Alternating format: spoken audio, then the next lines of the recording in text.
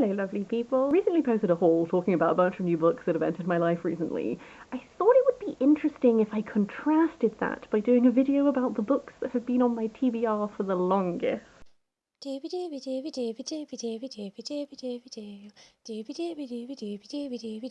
Sophie Vlogs. So I've been doing a bit of a project, and I did mention it in the haul, where I'm just trying to prioritise getting my physical TBR, but then also my Goodreads want to read shelf just down to slightly more manageable numbers, because my Goodreads TBR shelf got a bit unwieldy. So I'm trying to prioritise reading these books that have been on my radar for years, that I've always wanted to read and have never actually read yet. And then that's got me thinking about, in regards to the physical books I own, what are ones that have been around for a while? This list is definitely more concise than it was. At the start of 2020, I went on a book buying ban, and I really prioritised reading up what I had. And I definitely, in that time, read a lot of these books that had been sitting around for like 10 years or so. So this has a few remnants of that, but the rest of them are a bit more contemporary. But I just thought I'd run through them because I wondered if it might be interesting. So the first book I'm going to talk about, I have recently talked about in my Deweython wrap-up. This is The Dark is Rising sequence by Susan Cooper. This is a 5-book series that is based around Arthurian mythology. I read the first book as a child, so I've had this book for at least 15 years, I must have. And now I'm finally going to finish the rest of the thing so I can understand it as a whole. So this is a middle grade Arthurian inspired series from the 60s. It gave me very slight Fantastic Five vibes with having to problem solve and that sort of thing. I'm interested to see where the series as a whole goes, but after 15 years I should probably finish it, shouldn't I? Next up is I have 2 books from the same author, which was a very classic childhood Sophie author. So I have 2 books by Jean Plaidy, which are Royal Road to Fotheringhay and The Captive Queen of Scots. Jean Plaidy was one of my favourite authors as a child. She's very much what got me into liking history from a young age. She's historical fiction. She's written such a wide range of historical fiction. I do not know how many books this woman published, because she also published books under a pseudonym, Victoria Holt, which were her historical romance books. And then she had another pseudonym as well that I now can't remember, but there was a third pseudonym. So this is a prolific woman. And I used to collect these books. When we went on holiday to Wales, there was a little pub, and they had a book sale out the front. And someone who lived in that village was obviously a Jean Plaidy fan, because I would rake up so many Jean Plaidy books from those boxes. So these are the final 2 unread ones that I have left. I've really worked my way through some.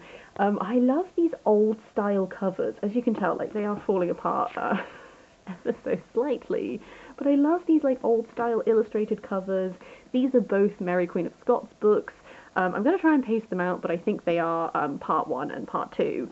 But yeah, so just sort of been holding on to them because of nostalgia, because when I've read them, that means I'm done, and no more Jean Plaidy for me. Next up is Snuff by Terry Pratchett. My parents had the whole Discworld collection, and then they separated, and then it got divvied up slightly.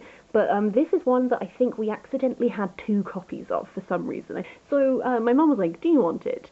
And I do. It's just I've been working my way through Discworld in publication order, and Snuff is much more recent than I have reached on my read-through yet. So this has been sat in my little book box for a large number of years as I slowly tiptoe my way through the sprawling Discworld series. Terry Pratchett is very funny, but he also manages to make such astute observations about humanity through this world that is not quite ours, through which he is able to parody and that sort of thing, things that exist in our world, to highlight, the nature of humanity. And I just love his writing so much. He's one of those authors that just gets better and better the more you read. But I also am aware that the Discworld series is a finite resource. He's passed away. We have reached the number of Discworld books that will ever be published. So it's a series that I am not rushing my way through. I'm saving them for when they are needed.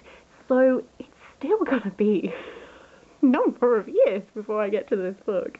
But I'm just holding on to it until such a point as I do. Normally with my Discworld reading, I'm borrowing them or using the library or just buying them on my Kindle to save bookshelf space. So this is the only physical one that I have, but it'll be a while. I don't even know what this one's about because I don't want to spoil it for myself by finding out, so I'm just not, we'll never know until I get to it. After that is a classic. This is Mansfield Park by Jane Austen. I have meant to read this many times, and I always start it, as you can see by my bookmark, and I get put off. I psych myself out. But I picked up this when I had temporarily moved in with my dad in between house moves, and I just popped to the local Tesco, and they had one of those book exchanges, so I exchanged a book and I took this one home. So I've had this one for about like 8 years, and I keep psyching myself out of reading it. And I know the story of Mansfield Park, so I don't know why I have this hesitancy about it. I think it's one of the Jane Austens that I'm not like innately drawn to, but equally I like how she writes, so I don't know why I keep psyching myself out of it, and I need to just go for it, because I like this edition. I think it's really nice. I love the colour. Just, if you've read Mansfield Park, please give me your honest opinion and let me know how I should I go for it. I just don't know. Next up is a remnant from university days. This must be like 6 or 7 years old, at least. This is Refugee Capital by Yorgos Ioannou. This is a piece of non-fiction that I bought for my modern Greek writing module, where we looked at more contemporary Greek writers. This is a series of essays based around Thessaloniki, which is where Yorgos Ioannou lived. In the 1920s, they had thousands of refugees arrive, and so this is sort of like his account of how this influx of refugees affected the city, and sort of like this snapshot of a moment in time, and that sort of thing. It's one I have read bits of for my course, but I always intend to read the whole thing, and I just never have, and now it's like 6 or 7 years later, and I really should get around to doing it, but I will at some point. After that is Wayward Girls and Wicked Women by Angela Carter, which is a collection of short stories. I picked this up in a second-hand bookshop about 5 years ago now, I would say. It has some delightful little inscriptions in it, which are really nice and make me very fond of this physical book.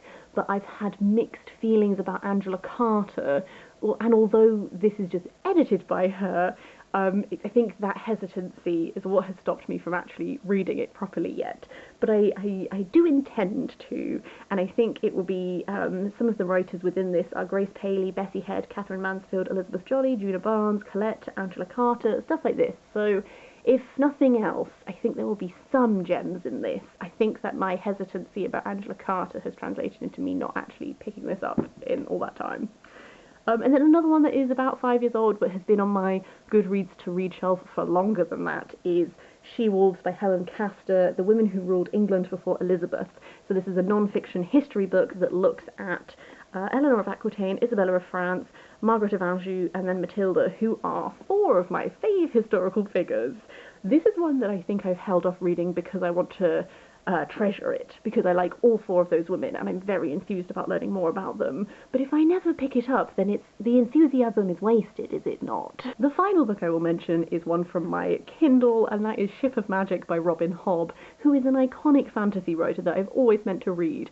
And just to date when I got this book, back in the day, Amazon, if you bought a Kindle book and you got enough credits or something, would let you just get a free book. You could just pick a free Kindle book from like their selection of like 5 titles, and I picked this Robin Hobb book because I'd always meant to read her, and now it's been such a long time because they do not offer that service anymore, and I still haven't actually dived in, but I shall. My camera's dying, so I'm going to draw it to an end, but I would really love to hear, if you have read any of these, what your thoughts on them were, because I think I need a bit of kick up the bum, and if you would like to provide that for me, please do.